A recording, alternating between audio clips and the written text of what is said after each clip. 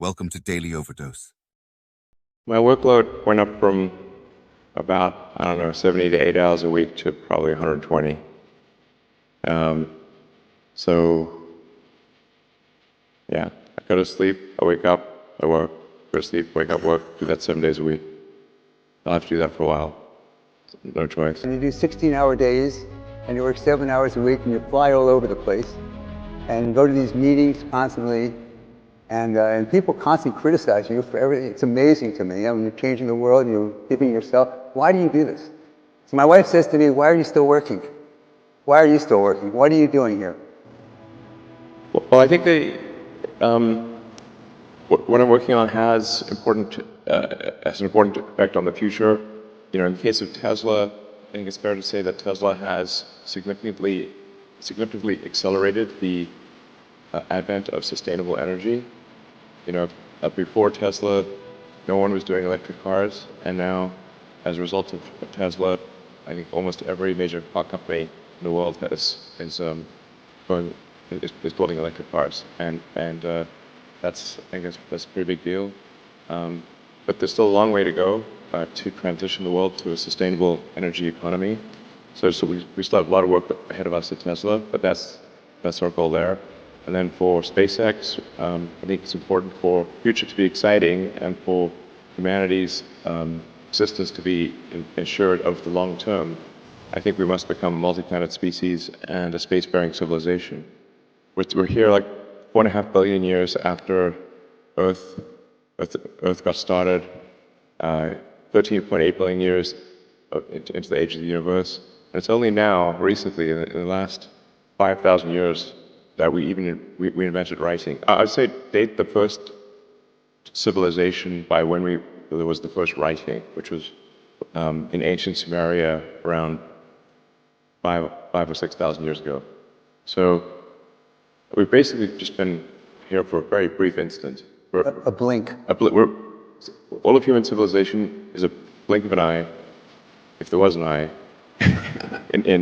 on an evolutionary time scale. So I think it's important we take the actions to ensure that the light of consciousness continues, and because we should really view consciousness as a small candle in a vast darkness. It can easily go out. I was working, doing research in Silicon Valley on a completely different subject and trying to start this company at the same time. And when it came time to decide, do I want to do graduate studies or do I want to start this company? And I decided to start the company. I had no money. So we found that an office was actually cheaper than an apartment in Silicon Valley. So we got this dinky little office that had a leaky roof. It was just the nastiest place you can imagine. And you lived in it too? And I lived in it too and showered at the YMCA. This lasted for about 3 or 4 months.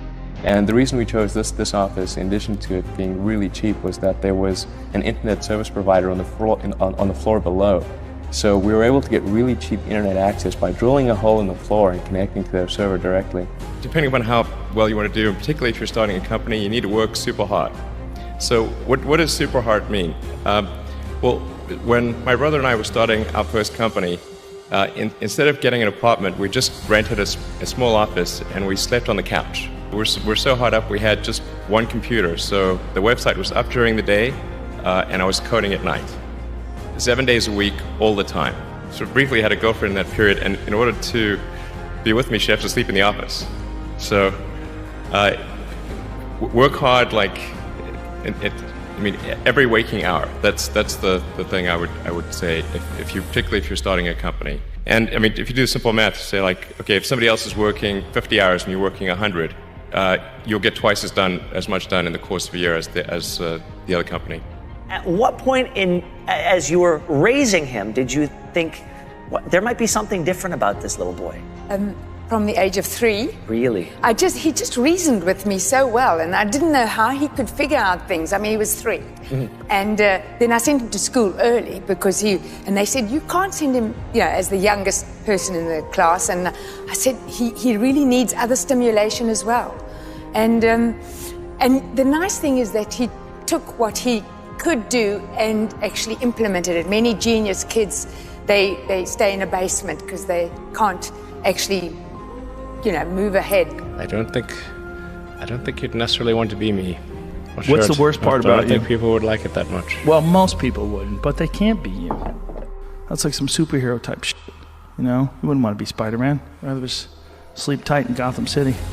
I hope he's out there doing his job. It's very hard to turn it off. Yeah. What's the hardest part? It might sound great if it's Means turned sleep. on, but what if it doesn't turn off? So when everybody leaves, it's just Elon sitting at home, brushing his teeth. Just a bunch of ideas bouncing around your head. Yeah. All the time. When did you realize that that's not the case with most people? I think when I was, 5 or 6 or something, I thought I was insane. Why'd you think you were insane? Because it was clear that other people did not. Their mind wasn't exploding with ideas all the So time. They weren't expressing it. They weren't talking about it all the time. And you realized by the time you were 5 or 6, like, oh, they're probably not even getting this thing that I'm getting. No. It was just strange. It was like, kind of strange. Where I grew up was extremely violent. I never started a fight. Except with my brother, actually. One exception. I did beat my brother up. That's how it goes. Well, that's South Africa, when I was growing up, was just an inherently very violent place. I got punched in the face many times. I almost got beaten to death once. So, many times. And I think if you have not been punched in the face with a fist, you don't know no idea what it's like. There are people who've been in the rocketry business for decades who say about you that you don't know what you don't know. Well, I suppose that's true of anyone. How can anyone know what they don't know? But when critics say you can't do this, your answer to them is, we've done it. Now is the time to overrule this administration's pledge to mediocrity. There are American heroes who don't like this idea. Neil Armstrong, Gene Cernan have both testified against commercial spaceflight and the way that you're developing it, and I wonder what you think of that. I was very sad to see that, because those guys are, those guys are heroes of mine, so it's really tough. I wish they would come and visit and see the hardware that we're doing here. And I think that would change their mind. They inspired you to do this, didn't they? Yes. And to see them casting stones in your direction. It's difficult. Did you expect them to cheer you on? So they're hoping they would. What are you trying to prove to them? What I'm trying to do is to make a significant difference in spaceflight and help make spaceflight accessible to almost anyone. And I would hope for as much support in that direction as we can receive. I like to get things done. I like to be useful. That is one of the hardest things to do. Doing something useful for other people. That I like doing. My goal is try to do useful things, try to maximize the probability the future is good, make the future exciting, something you look forward to. With Tesla, we're trying to make things that people love. How many things can you buy that you really love, that really give you joy? So rare, so rare. I wish there were more things. That's what we're trying to do. Just make things that somebody loves. You've said that this has been the toughest year for you, the most sort of taxing year for you. Why? Well, Tesla really faced a severe threat of death due to the Model 3 production ramp. Essentially, the company was bleeding money like crazy, and if we didn't solve these problems in a very short period of time, we would die. And it was extremely difficult to solve them. How close to death did you come? Within single-digit weeks. 22 hours a day, or how many? I was working, so 7 days a week, sleeping in the factory. I worked in the paint shop, general assembly, body shop. You ever worry about yourself imploding? It's just too much? Absolutely. No one should put this many hours into work. This is not good. People should not work this hard. They should not do this. This is very painful. Painful in what sense? It hurts my brain and my heart. So this is not recommended for anyone. I just did it because if I didn't do it, then good chance Tesla would die. Work like hell. You just have to put in 80 to 100-hour weeks every week. And That's then a lot of work. all those things improve the odds of success.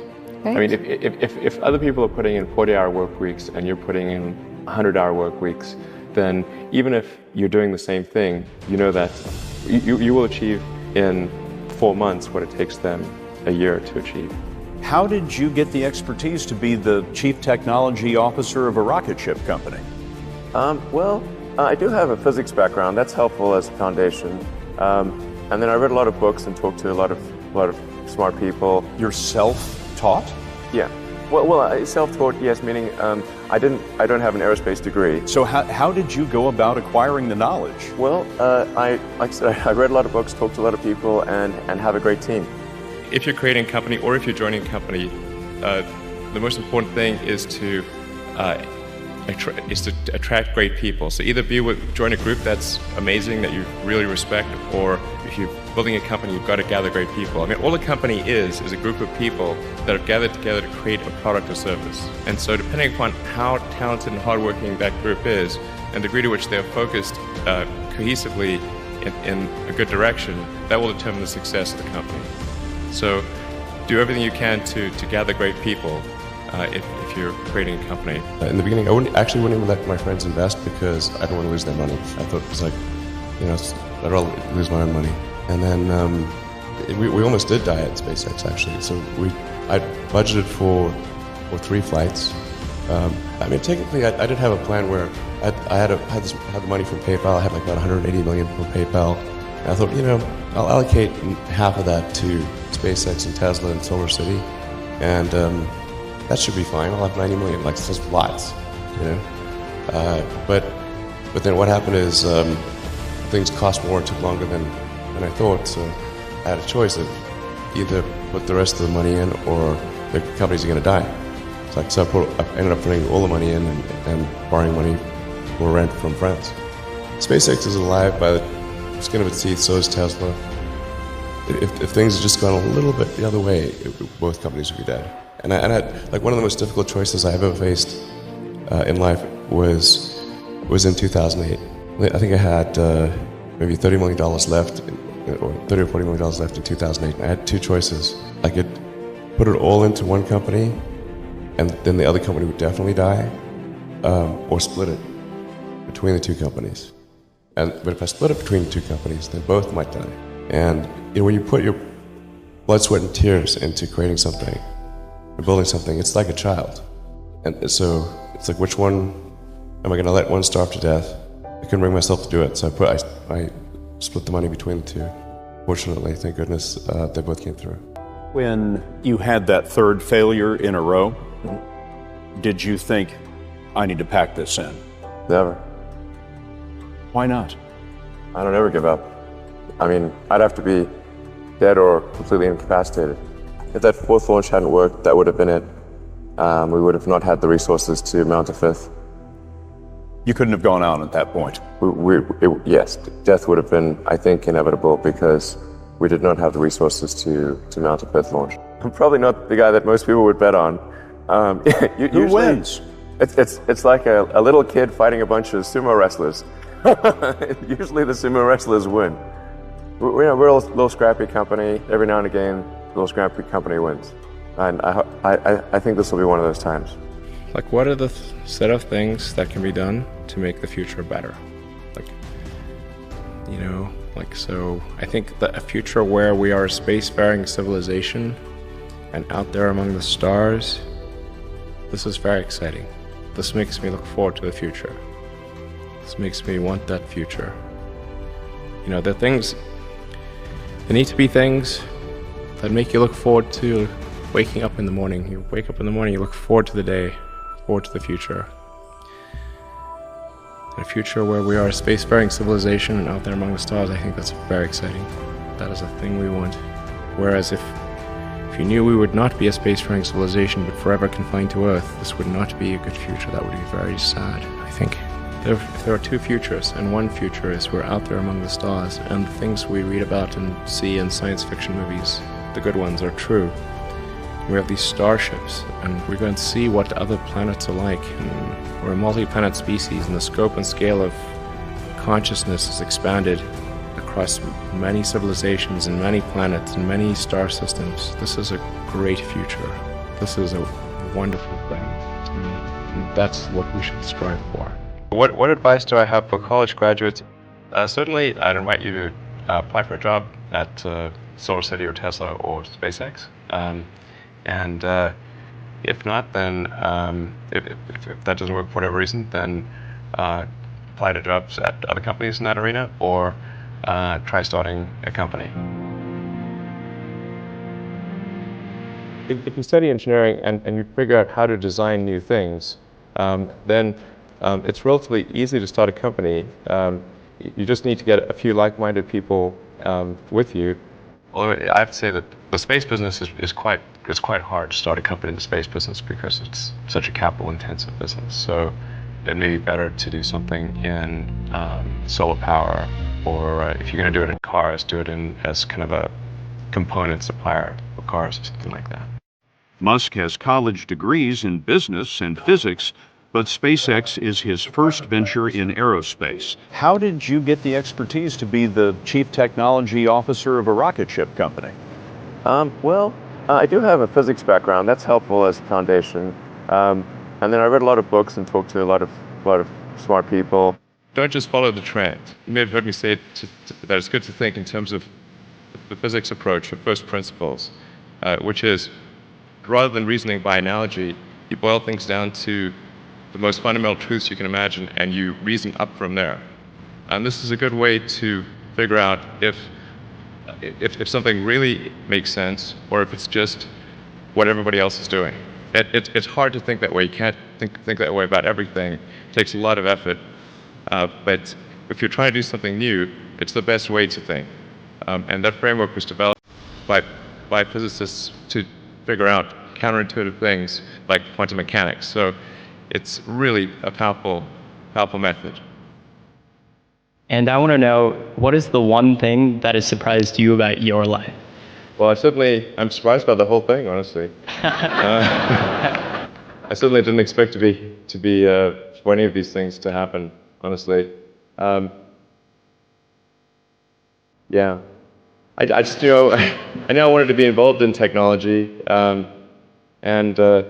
fact, the only reason I started a company back in '95, an internet company, was because I couldn't get it. There were only a few internet companies, and I couldn't get a job at any of them. I tried to get a job at Netscape, and sent my resume in and tried hanging out in the lobby, but I was too shy to talk to anyone. And I was like, okay, well, I guess I'll have to start a company because I can't get a job anywhere. So. Thank you.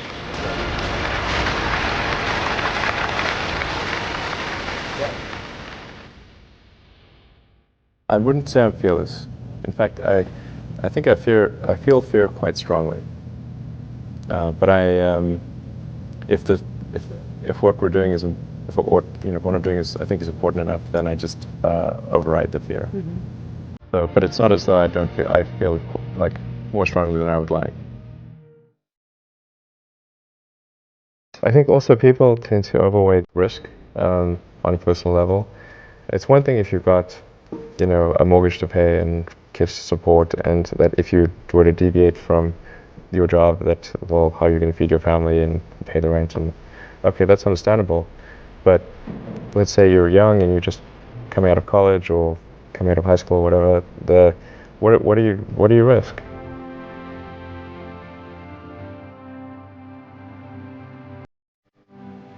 You're not going to stop. I mean, right. It's really certainly not in any kind of modern economy. It's so easy to earn enough money just to live somewhere and eat food. I don't know what are they afraid of? They're mostly afraid of failure, I think.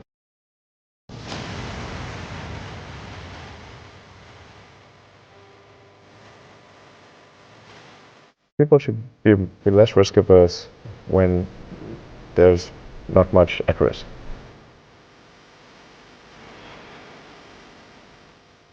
What is education? Like, you're basically downloading data and algorithms into your brain. And it's actually amazingly bad in conventional education. Because it shouldn't be like this huge chore. Like, the more you can gamify the process of learning, the better.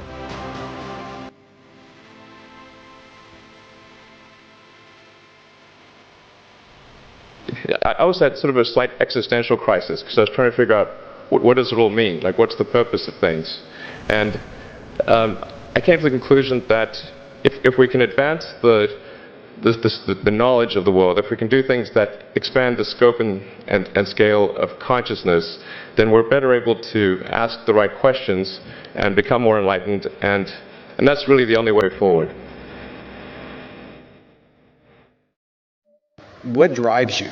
What is it that when you wake up in the morning, do you see a problem and you want to solve it? The thing that drives me is that I want to be able to think about the future and feel good about that. So that we're doing what we can to have the future be as good as possible. To be inspired by what is likely to happen, and to look forward to the next day.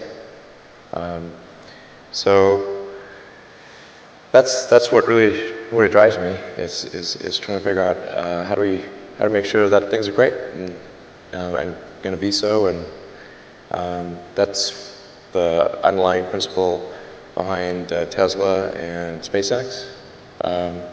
Is that I think it's pretty important that we accelerate the transition to sustainable generation and consumption of energy.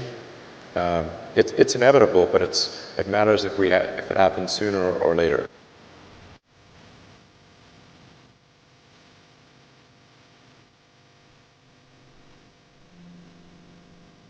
And then SpaceX is about helping make life multiplanetary, and doing what we can to continue the dream of Apollo, and ultimately make a contribution to life becoming multiplanetary. Let's talk a little more about that. I think everyone's very interested in that when you say making life multiplanetary. Yeah, that's exciting. It is exciting. So what's your vision there? I think, particularly for Americans, like think about America is a nation of explorers. People came here from other parts of the world. They, chose to give up the known in favor of the unknown. So I think exploration, like I think the United States is a distillation of the human spirit of exploration, and so that's why it appeals to Americans so much. You can see this when, so there was a shuttle tragedy, and 7 people died, and that's terrible. But a lot of people die all the time. But why do we care so much? Because it was the dream of exploration that was dying along with those people. That's why. I mean, I thought both Tesla and SpaceX would fail at the beginning. You thought? Yeah, sure. Really? Of course. But nevertheless, you put all your money in that. I expected to lose it. Well, technically, what I thought was, well, I'll take half the money from PayPal, and if I lose half of it, that's okay. But then, of course, the companies encounter difficulties and then have a choice of either let the company die or put all the money into the companies. And so I really didn't want the companies to die, so I put all the money in the companies. Yeah. And then I had to borrow money from friends to pay living expenses. Yes. It's just looking just for evidence of exceptional ability. And if there's a track record of exceptional achievement, then it's likely that will continue into the future. Mm-hmm.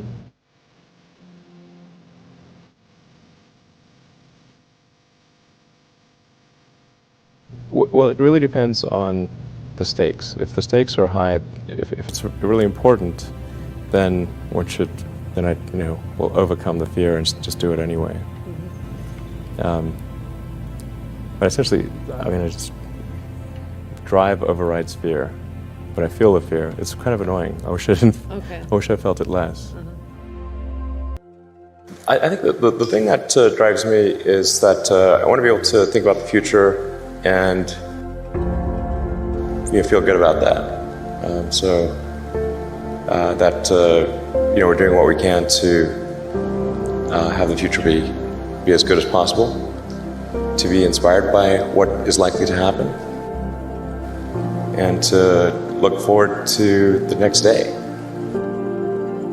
You know, there are American heroes who don't like this idea. Neil Armstrong, Gene Cernan have both testified against commercial spaceflight in the way that you're developing it, and I wonder what you think of that. I was very sad to see that because those guys are, those guys are heroes of mine, so it's really tough. I wish they would come and visit and see the hardware that we're doing here. And I think that would change their mind. They inspired you to do this, didn't they? Yes. And to see them casting stones in your direction. It's difficult. Did you expect them to cheer you on? So they're hoping they would. What are you trying to prove to them? What I'm trying to do is to make a significant difference in spaceflight and help make spaceflight accessible to almost anyone. And I would hope for as much support in that direction as we can receive. Why is no one else doing these things? What's your pain threshold? Well, if it's real high. SpaceX is alive by the skin of its teeth, so is Tesla. If things had just gone a little bit the other way, both companies would be dead. Like, one of the most difficult choices I have ever faced in life was in 2008. I think I had maybe $30 million left, or $30 or $40 million left in 2008. And I had two choices. I could put it all into one company, and then the other company would definitely die, or split it between the two companies. But if I split it between the two companies, then both might die. When you put your blood, sweat, and tears into creating something, or building something, it's like a child. It's like, which one am I going to let one starve to death? I couldn't bring myself to do it, so I split the money between the two. Fortunately, thank goodness, they both came through. What was your biggest failure, and how did it change you? For SpaceX, the first 3 launches failed, and we're just barely able to scrape together enough parts and money to do the 4th launch. If that 4th launch had failed, we would have been dead. I tried very hard to get the right expertise in for SpaceX. I tried hard to find a great chief engineer for the rocket, but the good chief engineers wouldn't join, and the bad ones, well, there was no point in hiring them. So I ended up being chief engineer of the rocket. So if I could have found somebody better, then we would have maybe had less than 3 failures. When I was young, I didn't really know what I was going to do when I got older. People kept asking me, but then eventually I thought that the idea of inventing things would be really cool. And the reason I thought that was because I read a quote from Arthur C. Clarke, which said that a sufficiently advanced technology is indistinguishable from magic, and that's really true. If you go back, say, 300 years, the things that we take for granted today you'd be burned at the stake for. Being able to fly, that's crazy. Being able to see over long distances, being able to communicate, having effectively with the internet a group mind of sorts, and having access to all the world's information instantly from almost anywhere on the earth. This is stuff that really would be magic, or would be considered magic in times past. In fact, I think it actually goes beyond that, because there are many things that we take for granted today that weren't even imagined in times past. They weren't even in the realm of magic. So it actually goes beyond that. So I thought, well, if I can do some of those things, basically if I can advance technology, then that's like magic, and that would be really cool. And I always had sort of a slight existential crisis, because I was trying to figure out what does it all mean? Like, what's the purpose of things? And I came to the conclusion that if we can advance the the knowledge of the world, if we can do things that expand the scope and scale of consciousness, then we're better able to ask the right questions and become more enlightened, and that's really the only way forward. I think certainly being focused on something that you're confident will have high value to someone else, and just being really rigorous in making that assessment. Because people tend to, a natural human tendency is wishful thinking. So a challenge for entrepreneurs is to say, well, what's the difference between really believing in your ideals and sticking to them versus pursuing some unrealistic dream that doesn't actually have merit? And that is a really difficult thing to tell you. Can you tell the difference between those two things? Right. You know? So you need to be sort of very rigorous in your self-analysis. I think certainly extremely tenacious, and then just work like hell. I mean, you just have to put in, 80 to 100 hour weeks every week. Well, first of all, I think if somebody is doing something that is useful to the rest of society, I think that's a good thing. Like, it doesn't have to change the world. Like, if you're doing something that has high value to people, and frankly, even if it's like just a little game, or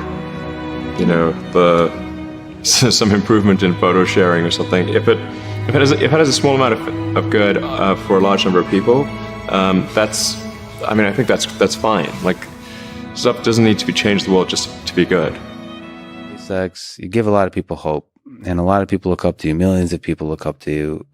If we think about young people in high school, maybe in college, what advice would you give to them about if they want to try to do something big in this world, they want to really have a big positive impact? What advice would you give them about their career, maybe about life in general? Try to be useful.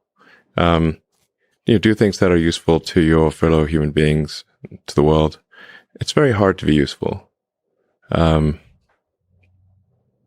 hard. Are you contributing more than you consume? Can you try to have a positive net contribution to society? I think that's the thing to aim for.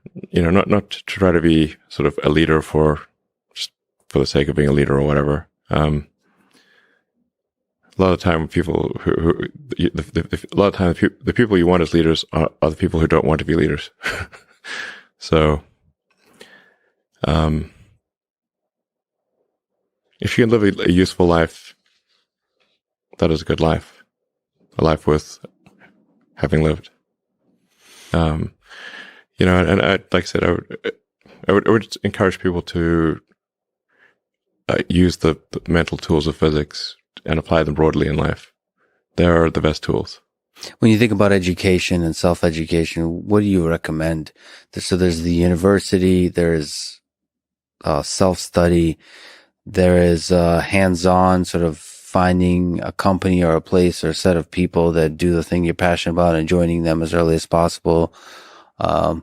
There's taking a road trip across Europe for a few years and writing some poetry. Which trajectory do you suggest? In terms of learning about how you can become useful, as you mentioned, how you can have the most positive impact.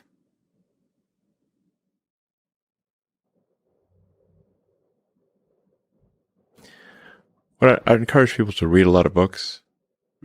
Just read, basically try to ingest as much information as you can, and try to also just develop a good general knowledge.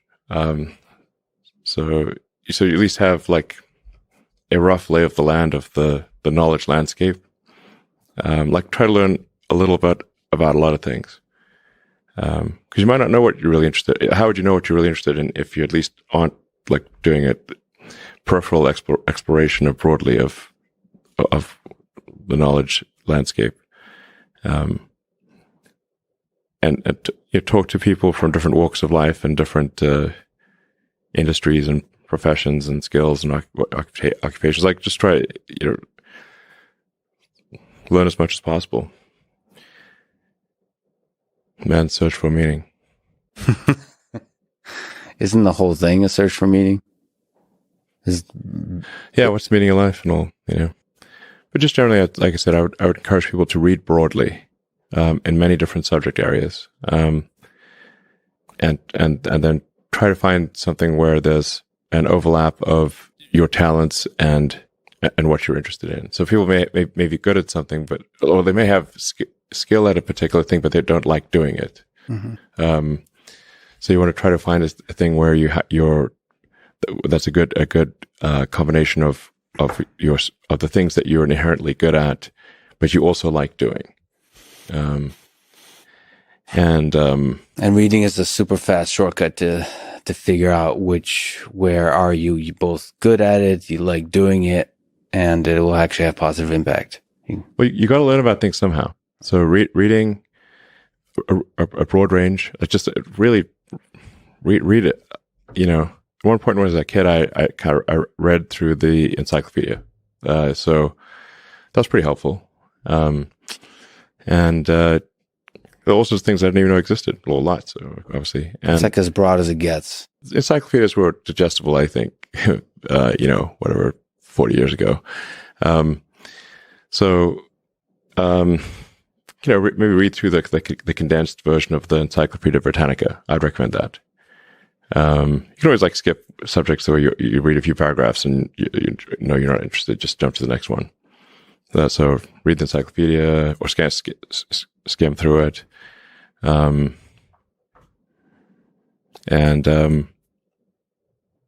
I put a lot of stock and certainly have a lot of respect for someone who puts in an honest day's work to do useful things.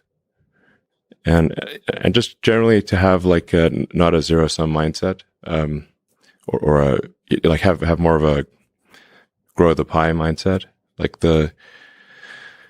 If you sort of say when we see people perhaps including some very smart people kind of taking an attitude of doing things that seem morally questionable, it's often because they have at a base sort of axiomatic level a zero-sum mindset, and they, without realizing it, they don't realize they have a zero-sum mindset, or at least they don't realize it consciously. And so if you have a zero-sum mindset, then the only way to get ahead is by taking things from others. If the pie is fixed, then the only way to have more pie is to take someone else's pie. But this is false. Obviously the pie has grown dramatically over time, the economic pie. So in reality, you can have so overuse this analogy. You can have there's a lot of pie. Yeah, pie is not fixed. Yes.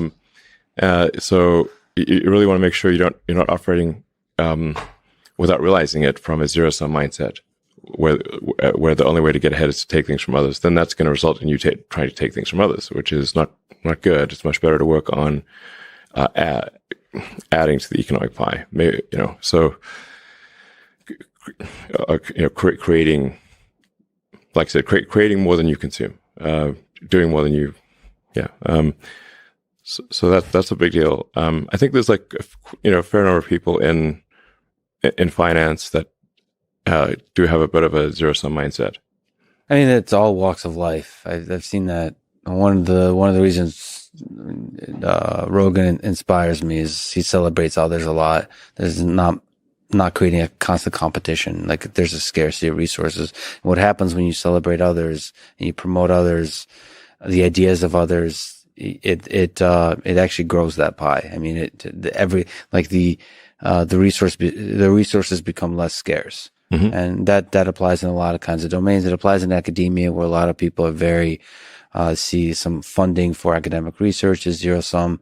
And it is not. If you celebrate each other, if you get everybody to be excited about AI, about physics, about mathematics, I think there'll be more and more funding, and I think everybody wins. Yeah, that applies, I think, broadly. Yeah, exactly. Thank you for watching our videos. Please like and subscribe to our channel so you won't miss another video.